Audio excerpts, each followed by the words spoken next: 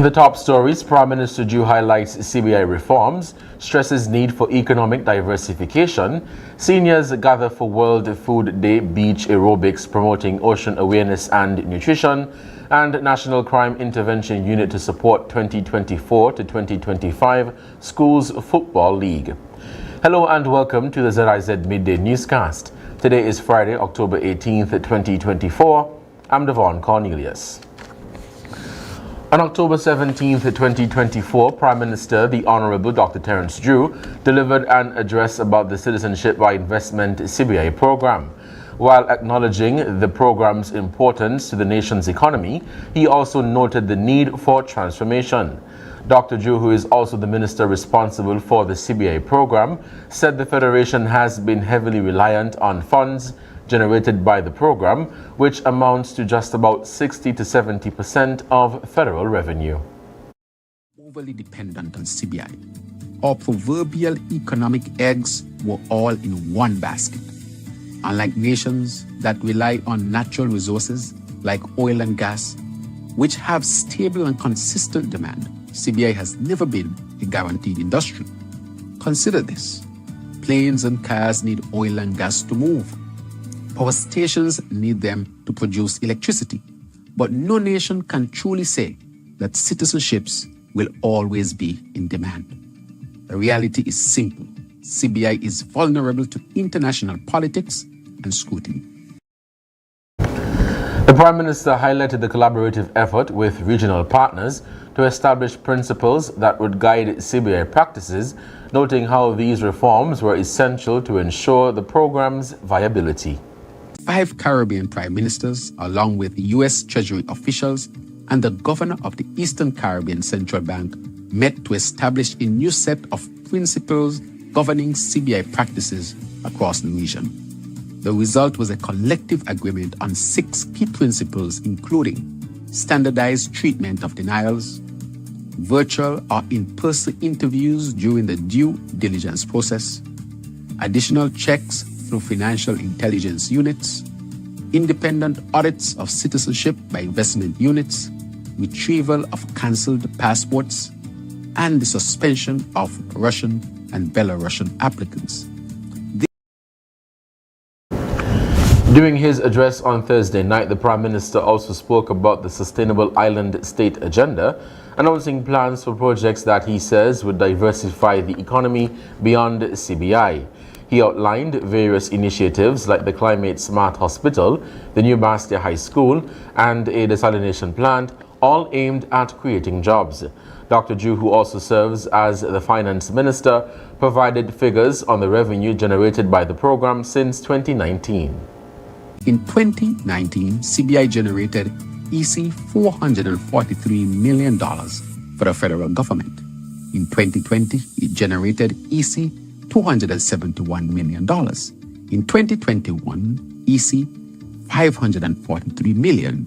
In 2022, EC $669 million. In 2023, EC $620 million. In 2024 up to September, CBI has generated EC $280 million, less revenue to date compared to previous years. This decline was expected as a result of the necessary reforms and market adjustments to save the program over the long term. Believe me, without these changes, all would have been lost. The Prime Minister stressed the importance of diversifying the economy while maintaining the integrity of the CBI. On Tuesday, October 15th, seniors from across St. Kitts gathered at Frigate Bay Beach for a special World Food Day event focused on ocean awareness and nutrition.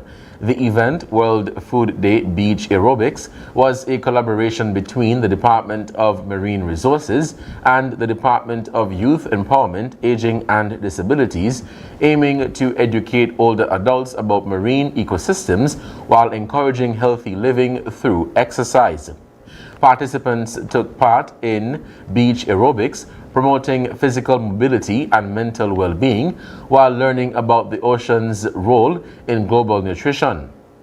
Maritza Quealy, chair of the 2024 World Food Day Committee, highlighted seafood's importance in providing essential nutrients like proteins and omega-3/6, vital for healthy aging.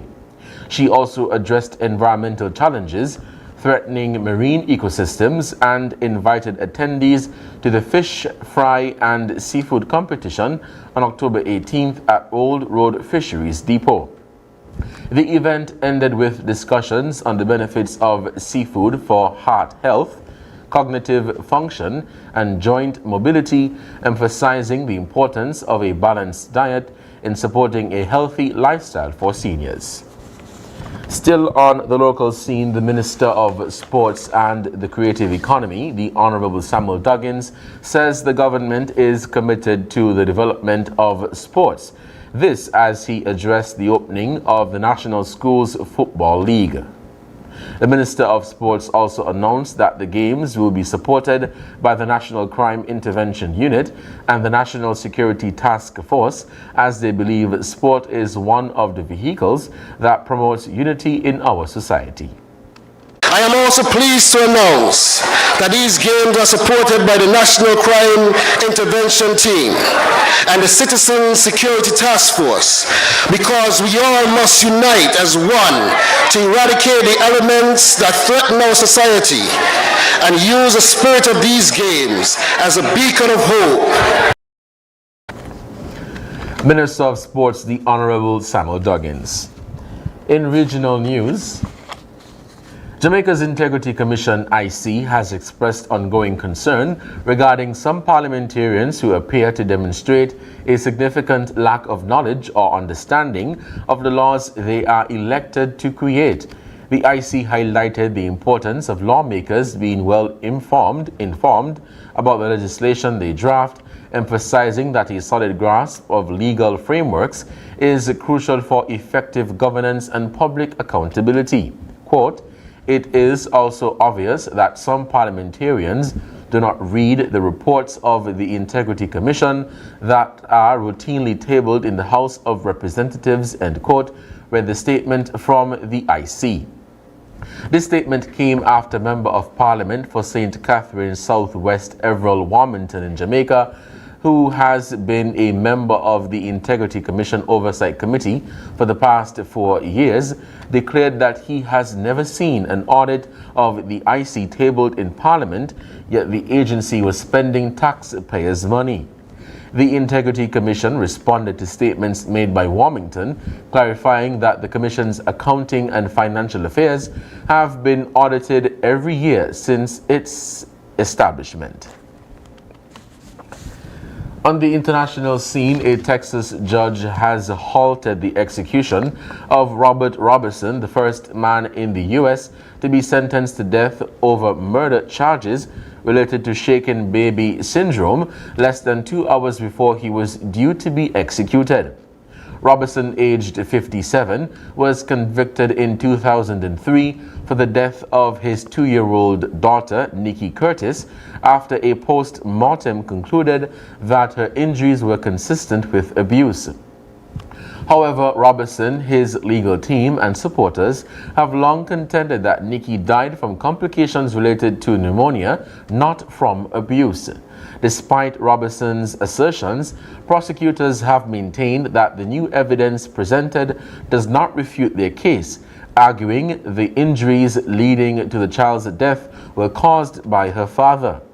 Robertson was scheduled to be executed at 4 p.m. local time on Thursday, but the process was interrupted by a last-minute legal intervention. A Travis County judge issued a temporary restraining order just hours before the execution, allowing Robertson to testify at a hearing in the Texas State Legislature next week. The hearing, scheduled for October 21st, 2024, follows a rare move by a Texas House panel, which issued a subpoena late Wednesday requiring Robertson's appearance. The Texas Attorney General has since filed an appeal against the temporary restraining order, challenging the judge's decision to block the execution. And now for the weather. The Antigua and Barbuda Meteorological Service continues to closely monitor tropical disturbance AL94. Over the past 24 hours, the system has weakened further and is now unlikely to develop into a tropical cyclone. The limited weather associated with this disturbance is expected to pass mainly north of the area within the next 24 to 36 hours. Based on the latest information, the risk to life and property from winds in the Leeward Islands and the British Virgin Islands is assessed as very low, with no action required. However, the risk from rainfall remains low, so stay alert. While the risk from lightning and sea is moderate, residents should be prepared. As a reminder, the hurricane season runs until November 30th. At 2 p.m. on Thursday, tropical disturbance AL94 was located approximately 245 miles east of Antigua and Barbuda and the Leeward Islands, moving west-northwest at about 20 miles per hour. It is forecast to pass just north of the area today. Maximum sustained winds are near 35 miles per hour, with higher gusts mainly occurring north of the center and away from the islands. The chance of AL94 becoming a tropical depression within the next 48 hours is 20%, and the chance over the next 7 days is 30%, a decline from 60% reported in the last 48 hours. Meanwhile, the present weather is mostly cloudy with a 60% or moderate chance of showers. Winds are east-southeast today and east tonight at 8 to 17 miles per hour. The temperature today is 28 degrees Celsius or 82 degrees Fahrenheit. Seas are 0.6 to 1.8 meters or 3 to 6 feet. Small craft operators should exercise caution. Tonight is expected to be cloudy with showers and a 40% or moderate chance of thunderstorms. Sunset today will be at 5:47 p.m. and sunrise tomorrow, will be at 6:05 a.m. That brings us to the end of the ZIZ Midday Newscast. Join us this evening for these stories and more in detail. Thank you for tuning in. I'm Devon Cornelius. Have a good day.